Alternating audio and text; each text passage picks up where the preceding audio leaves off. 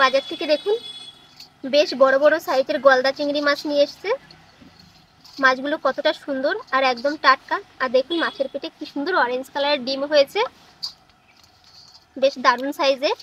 আজকের এই গলদা চিংড়ি মাছগুলো দিয়ে গলদা চিংড়ির মালাইকারি রান্না করব। তো সম্পূর্ণ ভিডিওটা দেখার অনুরোধ রইল। আশা করি আজকের ভিডিওটা আপনাদের খুবই ভালো লাগবে। তো মাছগুলোকে এখন ঝটাফট কেটে নিই।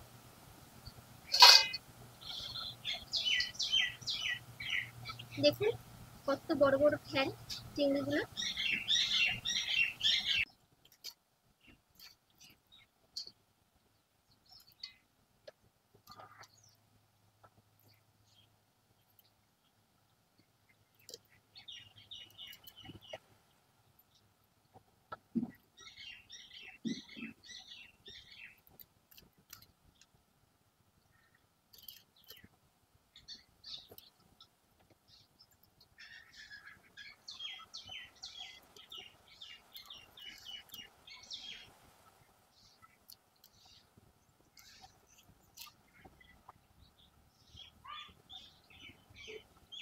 মাথায় কিন্তু চিংড়ি মাছের মলটা থাকে, দেখুন এটা বাদ দিয়ে দিতে হবে।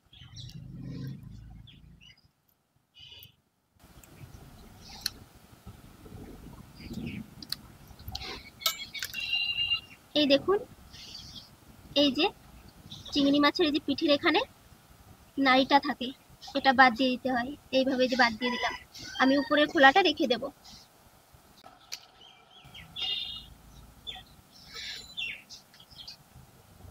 এই দেখুন মাছগুলোকে এই যে কেটে নিয়েছি, এখন গিয়ে ধুয়ে পরিষ্কার করে নিয়ে আসি। চিংড়ি মাছের মালাইকারি তৈরি করার জন্য নারকেলের দুধ লাগবে, সেই কারণে আমি অর্ধেক নারকেল নিয়ে নিয়েছি। এই নারকেলটাকে এখন কুড়িয়ে নিই।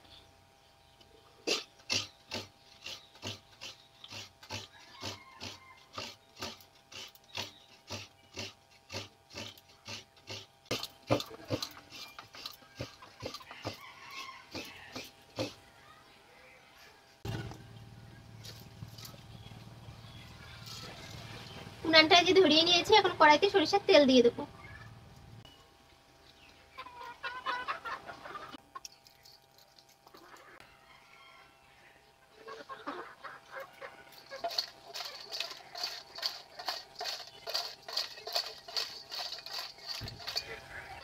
তেলটা গরম হয়ে গেছে, এখন মাছগুলো ভেজে নেব আর এদিকে শিলে মশলা বেটে নেব।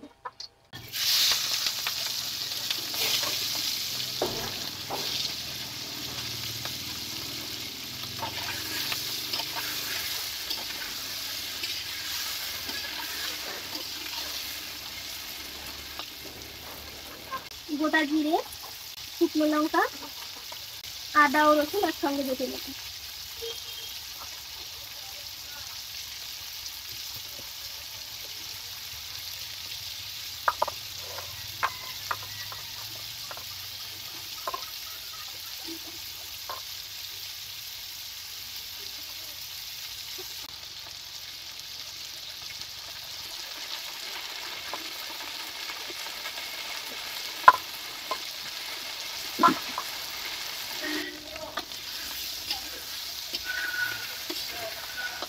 চিংড়ি মাছগুলোকে দেখুন ভেজে নিয়েছে, এখন নামিয়ে নেব।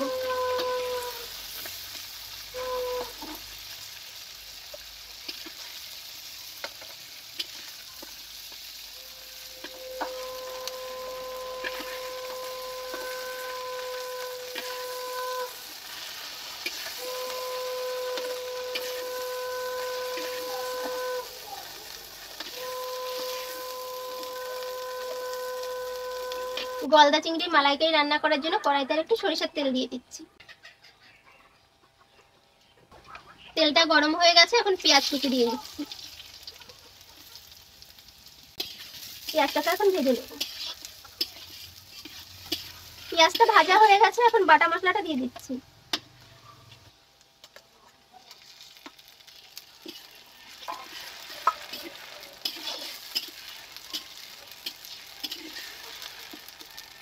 দিয়েছি টমেটো কুচি, দিয়েছি হলুদ গুঁড়ো, দিয়েছি স্বাদ মতো লবণ।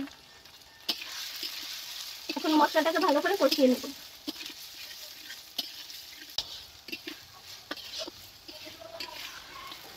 মশলাটাকে এই দেখুন কতটা সুন্দর করে কষিয়ে নিয়েছে। এখন জল দিয়ে দিচ্ছি।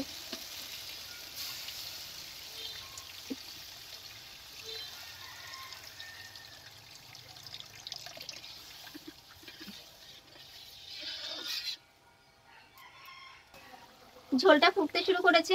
এখন ভেজে নেওয়া গলদা চিংড়ি মাছগুলো দিয়ে দিয়ে মাছগুলো ফুটতে থাকুক। এদিকে আমি কোরানো নারকেল থেকে নারকেলের দুধ বের করে নেব।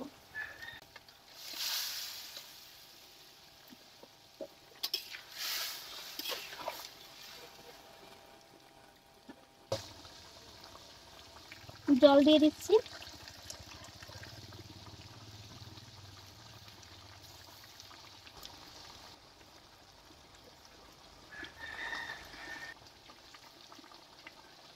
এখন এই ছোবড়াগুলো বাদ দিয়ে দেবো। আবার ছাঁকনি দিয়ে ছেঁকেও নিতে পারেন আপনারা।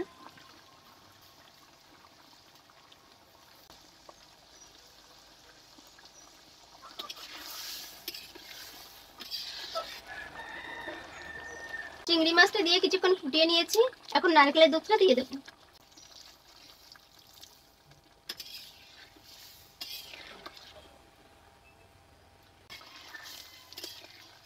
গলদা চিংড়ির মালাইকারিটা তৈরি হয়ে গেছে।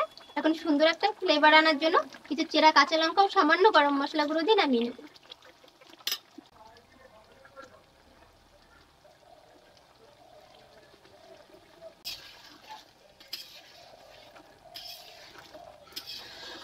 কালারটাও দারুণ এসেছে, এত সুন্দর লাগছে দেখতে।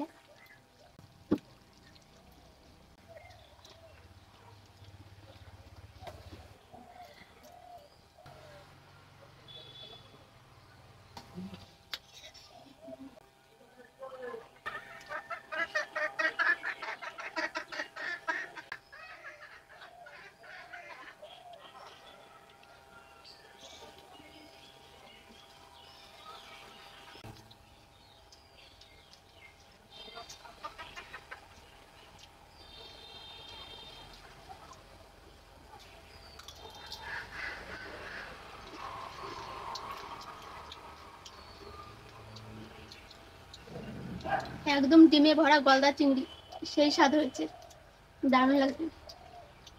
একদম ডিমে দেখুন,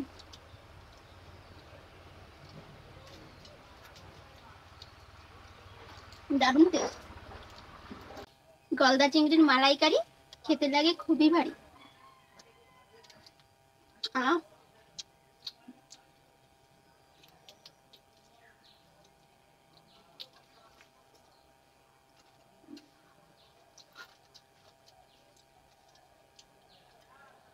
আপনারাও কিন্তু বাড়িতে অবশ্যই একবার ট্রাই করবেন।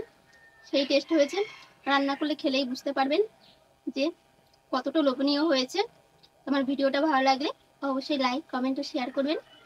আর আমার চ্যানেলটিকে সাবস্ক্রাইব করে আমার পাশে থাকার অনুরোধ রইল। আর সম্পূর্ণ ভিডিওটা দেখার জন্য অসংখ্য ধন্যবাদ জানাই।